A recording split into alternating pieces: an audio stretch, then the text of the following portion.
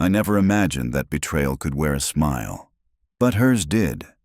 It began on a Sunday morning. The kind of morning that feels like nothing could go wrong.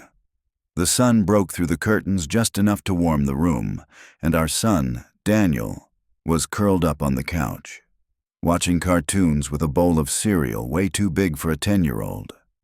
I was in the kitchen, making coffee. My wife, was humming. She always hummed when she was up to something. I used to think it was cute. Now I know better. "Can you drop Danny off at practice later?" she asked, barely looking up from her phone. "Yeah, of course." She kissed me on the cheek. I still remember the smell of her shampoo.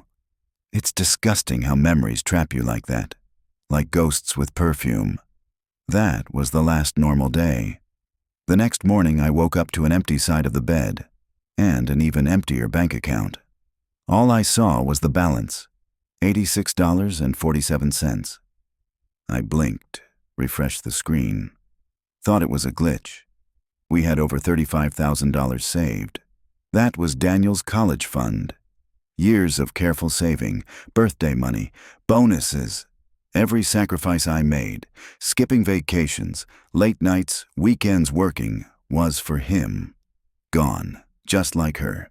There was no note, no warning, just silence, until I got the text. It was a single line: "I need space. Don't try to find me." That was it. 10 years of marriage, reduced to a text that sounded like she was unsubscribing from a newsletter. I didn't want to believe it. I kept calling, texting, pacing the house like a madman. I even checked the closet, hoping, begging that maybe her clothes were still there. Empty. Everything she wanted, she took. Everything that mattered, she left behind. Including Daniel. He didn't understand. Not at first. "Where's Mommy?" he asked that night.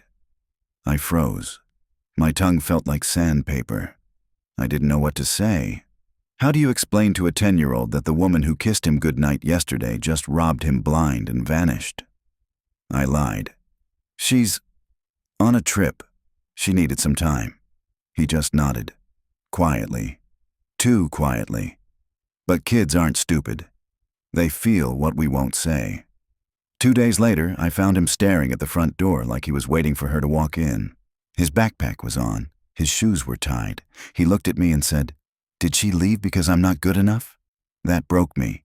I dropped to my knees and hugged him so tight I thought we'd both explode. "Number God, no. This isn't your fault. None of this is your fault." He didn't cry. I did. Then things got worse. I checked her location history. Nothing. Her socials? Wiped. I called her mom. Voicemail. Her sister. Blocked me. It was like she never existed. Except for the damage she left behind. 1 week passed, then 2, then a knock on my door. I opened it, half hoping it was her. It wasn't. It was Chase Bank, delivering an official letter. Overdraft notice withdrawal fraud investigation, potential legal consequences. She not only emptied our account, she forged my name on a withdrawal slip. And here's the kicker. She'd rerouted our joint account to a new one under her name, using her boyfriend's address. I didn't even know she had a boyfriend, but Daniel did. And that's when things shifted. That night, we were eating microwave mac and cheese. I was numb, staring at nothing, waiting for the world to stop spinning. He looked up from his bowl. Then he said it. 7 words. 7 little words that I will never forget for as long as I live. "Dad, I know where she went. Dad, I know where she went." Everything around me froze. The microwave beeped behind us. The ceiling fan buzzed. But in that moment, it all went quiet. I turned to him slowly, unsure whether I heard him right. "What did you say?" He looked down at his mac and cheese, stirring it with his spoon like it was no big deal. "She's with the man from the supermarket," he mumbled. My stomach dropped. "What man?" Daniel shrugged. "The one who gave her flowers when you were at work. I saw them in the parking lot. He kissed her neck." The room started spinning. My brain went blank. My hands were shaking. "How long ago was this?" I asked. "I don't know.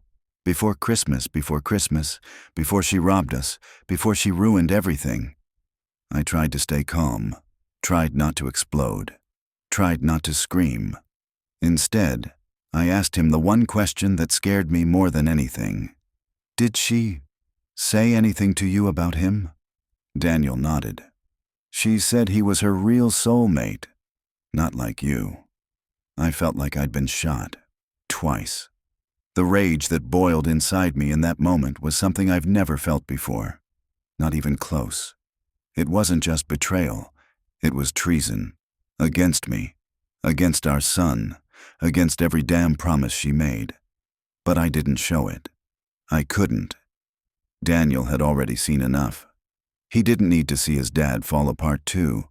So I sat there, breathing through the fire in my chest, staring at the bowl of food I could no longer taste. And I made a decision. I would find her. Not to win her back. Not to get revenge, but to get justice for our son. The next morning I started digging. Emails, old receipts, bank statements, every login she ever used. I wasn't just being a husband. I was becoming a detective. I found a single name tied to a recent Venmo transaction. Dinner Derek Winekiss. That was it. Derek. A name. A clue. A crack in her mask. I searched Facebook, then Instagram, then LinkedIn. I cross-referenced city tags and mutual friends. It took hours, but I found him. Derek Palmer, 36th, real estate agent, lives 2 cities over, single, no kids, recently divorced, or was. I clicked on his latest post. It was a photo of a new apartment.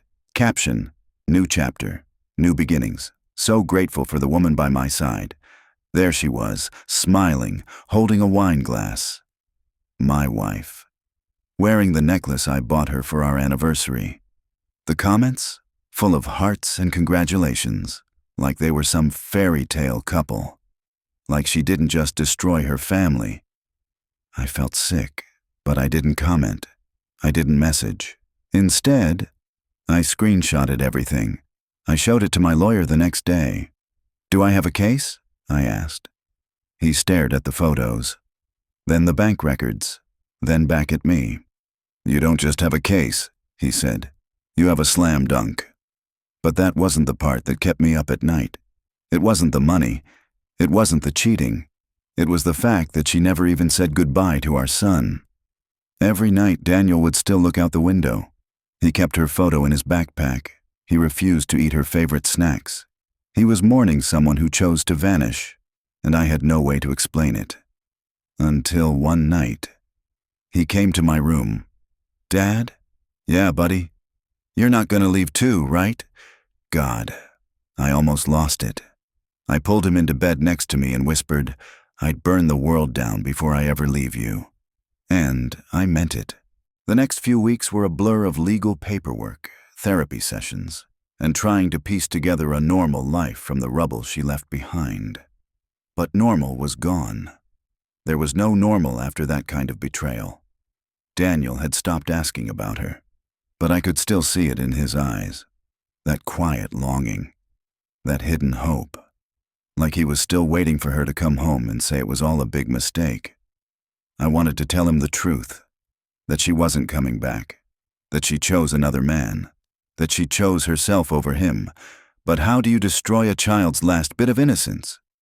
You don't. You let the silence do the explaining. Then one afternoon, I got a call. Unknown number. I let it ring. It called back. The third time I picked up. "Hello?" There was silence. Then a man's voice, shaking. "Is this Daniel's father?" My heart skipped. "Yes, who is this?" "It's her dad, Susan's father." I hadn't heard his voice in over a year. He sounded broken, like a man holding back a dam of regret.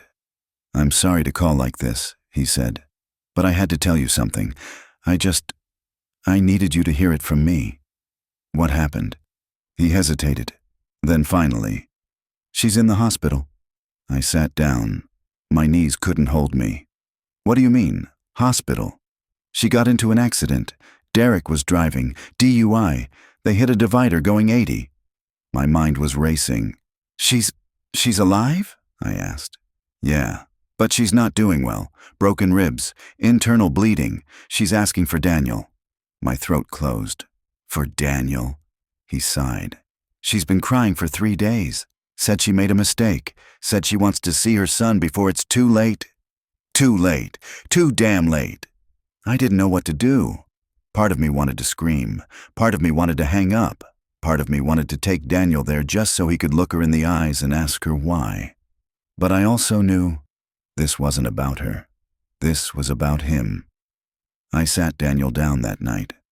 Buddy, I said, I need to tell you something important. He looked up from his Legos, curious but calm. Your mom. She got hurt. She's in the hospital. She asked to see you. He was quiet. Too quiet. Then finally he said, Is she sorry? I paused. She says she is. He didn't cry. He didn't yell. He just nodded and said, Okay. But I want to go for me, not for her. That hit me like a punch to the chest. In that moment, I saw something in my son I hadn't noticed before. He wasn't a little boy anymore. He was becoming a man. The hospital room was dim. Machines beeped in the background. The air smelled like antiseptic and regret. When we walked in, she looked smaller than I remembered. Pale, frail, a ghost of the woman who once lit up every room she entered. Daniel held my hand tightly, but when she saw him, her face crumpled. Baby, her voice cracked. Daniel didn't move at first. He just looked at her, like he was trying to decide whether she was real. Then slowly, he walked over. Not with excitement, not with fear, but with clarity. She reached for him.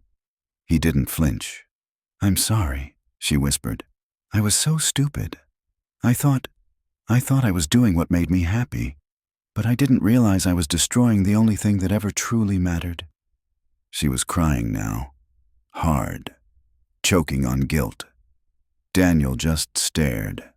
Then he said the 7 words that will stay with me until the day I die. You don't get to hurt me twice. The silence after that was deafening. She broke down completely, tried to hug him, begged him to stay. But Daniel stepped back and turned to me. I'm ready to go now, Dad. I nodded. No anger, no yelling. Just calm. As we walked out, I looked back one last time. She mouthed something I couldn't hear. But it didn't matter, because something bigger had happened that day. My son had set himself free. In the weeks that followed, things changed. Daniel stopped sleeping with the light on. He stopped checking the window. He started smiling again. Really smiling. And I realized something. Closure doesn't come when they say sorry. It comes when you decide you've had enough. We didn't need her apology. We didn't need her promises. We had each other. And we were finally moving forward. Months passed. And like old wounds finally getting air, we started to heal. I enrolled Daniel in art classes. He loved to draw, said it helped him erase things that hurt. He stopped talking about her altogether.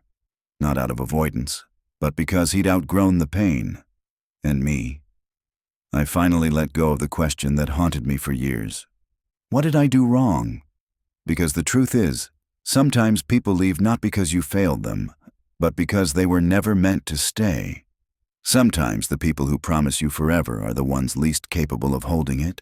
And sometimes, the love you give is the lesson they take to someone else. That used to make me angry. But now, I see it as freedom. One night, months later, Daniel was tucked in bed when he whispered, Dad. Yeah, buddy. Thanks for not making me hate her. I didn't say anything. I just looked at him. And in his eyes, I saw it. The strength of a boy who'd been broken and chose not to break others. She never called again. Her dad sent us a card on Daniel's next birthday. No return address. Just a photo of her, smiling with crutches in hand. We didn't reply. Not out of bitterness, but because there was nothing left to say. Our story wasn't about her anymore. It was about what came after. It was about us. So if you're listening to this, and you've been betrayed, if you've been abandoned, left with questions that don't have answers, just know this. You don't have to stay stuck in the moment. Ask ChatGPT.